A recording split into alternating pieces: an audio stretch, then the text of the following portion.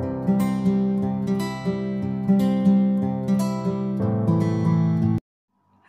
Assalamualaikum warahmatullahi wabarakatuh. Kita berjumpa lagi setelah lama kita tidak berjumpa di YouTube ini. Nah, pada kali ini gitu ya, pada sesi ini kita akan membahas satu metabolit sekunder yang kayaknya banyak yang menyukai gitu ya, saking terkenalnya. Metabolit sekunder apa itu? Metabolit sekunder itu adalah flavonoid.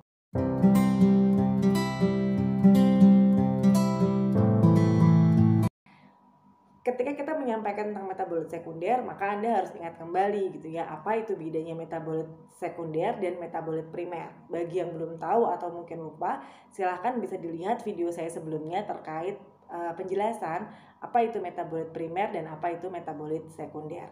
Nah, pada sesi kali ini kita akan membahas tentang metabolit sekunder, yaitu flavonoid. Nah, yang akan kita bahas adalah pengertian dari flavonoid, beberapa golongan dari flavonoid, dan bagaimana jalur biosintesis dari flavonoid tersebut. Oke, langsung saja kita mulai bahas ya. Oke, flavonoid. Flavonoid ini apa sih? Flavonoid ini adalah salah satu metabolit sekunder gitu ya. Dia termasuk golongan senyawa polifenol yang banyak tersebar di tanaman, banyak tersebar di alam sebenarnya ya. Jadi flavonoid ini termasuk golongan fenol. Kenapa dia bisa termasuk golongan fenol gitu ya? Karena dia mengandung gugus fenol gitu ya. Apa itu gugus fenol? Nah, diingat kembali berarti gugus fenol adalah benzen dan hidroksil. Jadi ada benzen yang mengikat hidroksil gitu ya. Nah, pada gambar di samping ini gitu ya, di situ memang tidak ada hidroksilnya. Jadi ini hanya kerangka dasarnya saja atau struktur dasar dari flavonoid. Nah, hidroksil ini gitu ya bisa ada pada beberapa posisi di flavonoid ini, di struktur kerangka dasar ini gitu. Oke, Anda bisa lihat gitu ya pada struktur dasar ini bahwa flavonoid itu terdiri dari tiga bagian gitu ya, ada tiga bagian. Ada tiga cincin di sini, ada cincin A, cincin B, dan cincin C. Nah, cincin-cincin ini itu ya dikenal dengan C6, C3, dan C6. Jadi pengertiannya sendiri flavonoid adalah suatu senyawa polifenol yang dia memiliki kerangka dasar yaitu C6, C3, dan C6. Kenapa bisa C6, C3, dan C6? Nah, Anda lihat dulu nih di gambar ya. Pada cincin A ya ada 6 atom karbon. Itu maksudnya kenapa dia disebut dengan C6. Apa iya 6? Coba kita lihat ya. Nah, kita hitung bersama, kita bisa hitung gitu ya, ada berapa, apakah benar ada 6 atom karbon di sini gitu ya. 1, 2, 3, 4, 5, dan 6 ya. Pada cincin A itu terdapat 6 atom karbon. Nah, kemudian pada cincin C ya yang di tengah ini terdapat 3 atom karbon. Itu kenapa makanya disebut C3. Benarkah 3? Yang mana saja? 1, 2, dan 3. Ada 3 atom karbon pada cincin C. Nah, kemudian pada cincin B sama dengan cincin A, dia memiliki 6 atom karbon. 1, 2, 3, 4, 5, dan 6. Nah, ini adalah kerangka dasar dari flavonoid. Nah, tadi kan disampaikan ya bahwa flavonoid ini adalah suatu golongan polifenol. Berarti dia memiliki benzen yang ada terikat gugus hidroksil di sana gitu ya. Pada posisi berapa saja ada gugus hidroksilnya ini? Nah, tergantung gitu ya. Nanti tergantung bisa di posisi, kebanyakan sih di posisi 5, 7, 4 aksen ya. Tergantung senyawa golongan flavonoid itu, senyawa flavonoidnya itu yang apa gitu senyawanya ya. Oke, kemudian kita akan mulai masuk ke pembahasan berikutnya. Nah, pada tadi ya di secara struktur itu ada C6, ada C3, dan C6. Kemudian kita perhatikan di posisi C-nya yang di cincin C, karena dia memiliki 3 atom karbon gitu ya, sehingga flavonoid ini juga sering disebut dengan namanya diaryl propana ya. Bukan hanya karena 3 atom karbon sih. Jadi utamanya adalah propana. Ketika kita melihat dari sisi propananya ya, ada 3 atom karbon. 3 atom karbon berarti propana, ya kan ya? 3 atom karbon itu propana, kemudian ada 2 aryl atau 2 siklis di sana, 2 siklik di sana. Sehingga disebut dengan sehingga disebut dengan diaryl propan. Artinya adalah 2 aryl yang terikat pada propana atau pada 3 atom karbon. Kemudian berdasarkan posisi dari cincin B-nya ini gitu ya, flavonoid ini itu bisa dibagi menjadi tiga golongan, tiga golongan struktur gitu ya. Ada 1,1 di aryl propan, ada 1,2 di aryl propan, dan ada 1,3 di aryl propan. Apa yang membedakannya? Yang membedakannya adalah letak di mana cabang aryl kedua yaitu di cincin B itu berada gitu ya.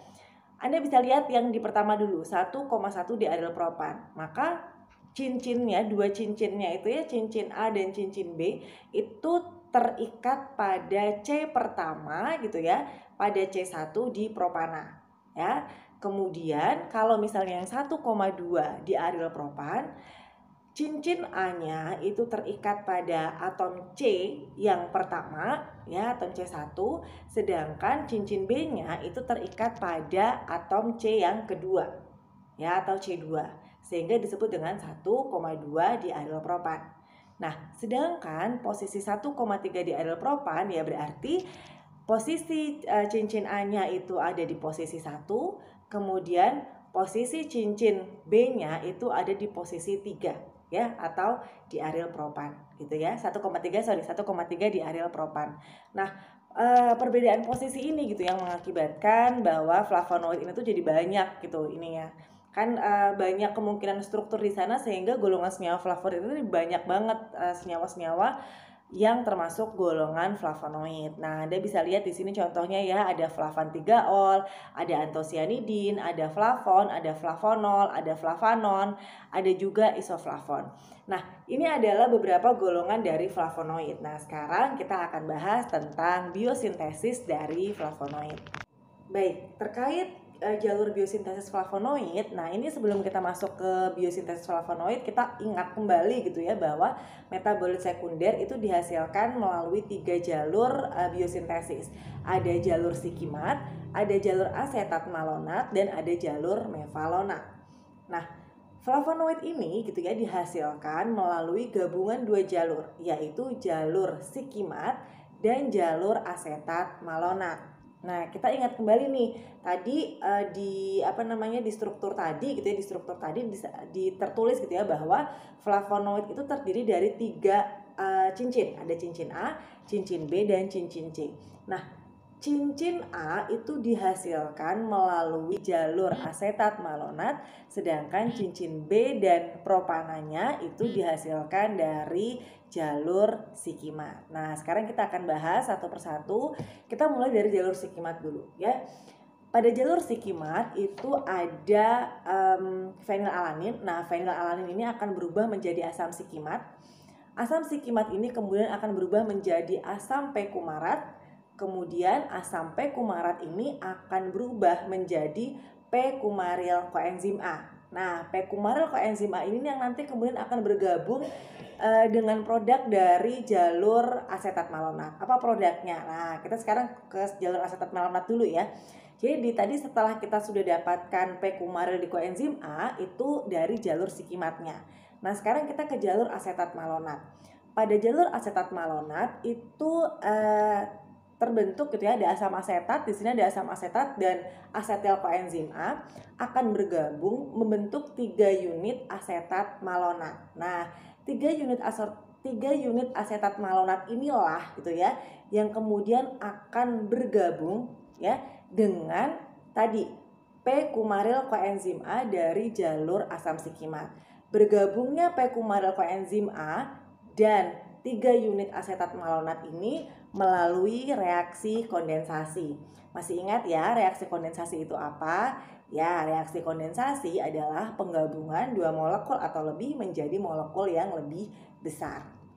Nah, kemudian hasil dari penggabungan antara p-kumaryl koenzim A dengan 3 unit asetat malonat ini akan menghasilkan tetraketida, yang mana pada tetraketida ini gitu ya akan terjadi kondensasi pada bagian-bagiannya. Nah, kondensasi pada bagian-bagian inilah yang akan menghasilkan flavonoid yang berbeda-beda gitu ya senyawanya.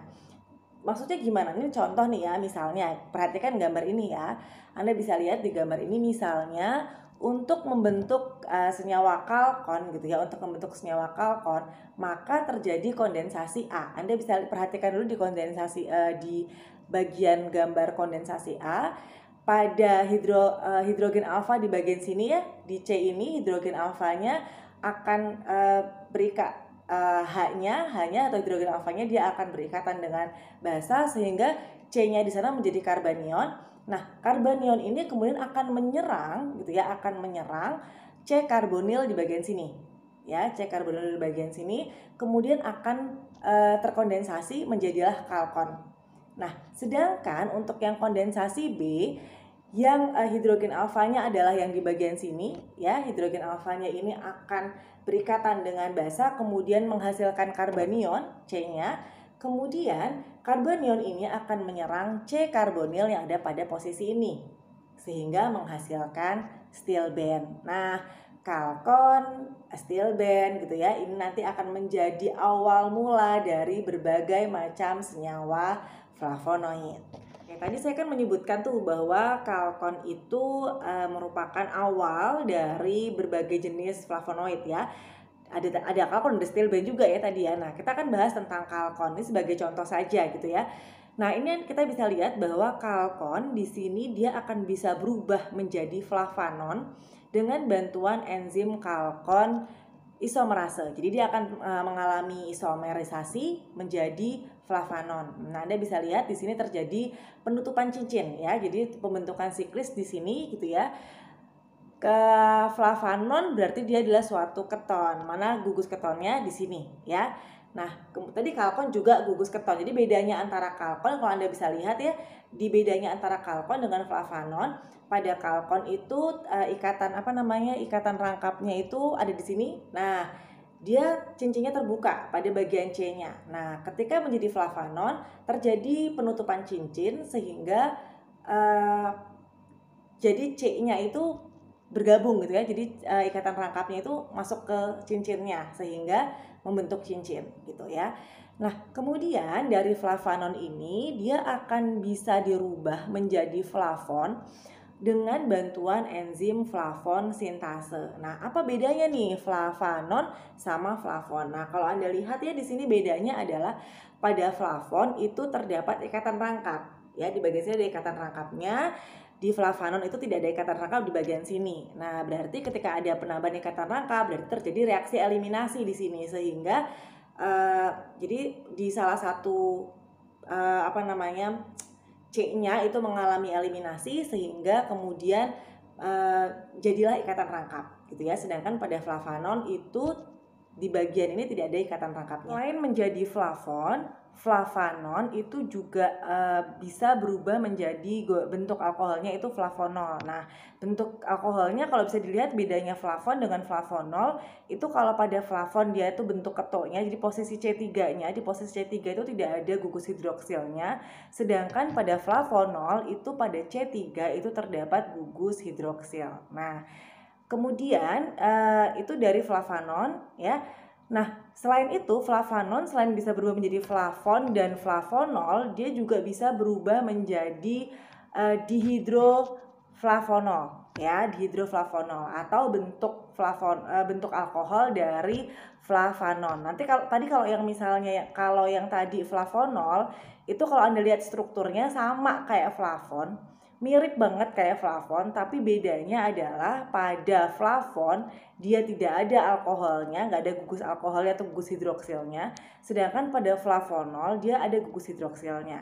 Nah, kalau yang dihidroflavonol dia secara kerangka mirip sekali dengan flavon ya, flavanon ya, mirip dengan flavanon tapi ada gugus hidroksilnya pada C3.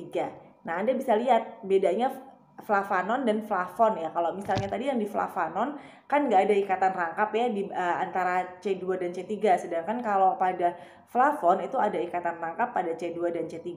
Nah, kalau di dihidroflavonol dia itu juga sama kayak flavanon, jadi tidak punya ikatan rangkap pada C2 dan C3 tapi digantikan di sini dengan hidroksil di sini ya, ada gugus hidroksilnya. Nah, kemudian dihidroflavonol ini bisa berubah menjadi antosianin. Sedangkan kita lihat di sisi sebelahnya lagi ya, pada tadi di kalkon selain dia bisa menjadi flavanon, dia juga bisa berubah menjadi auron.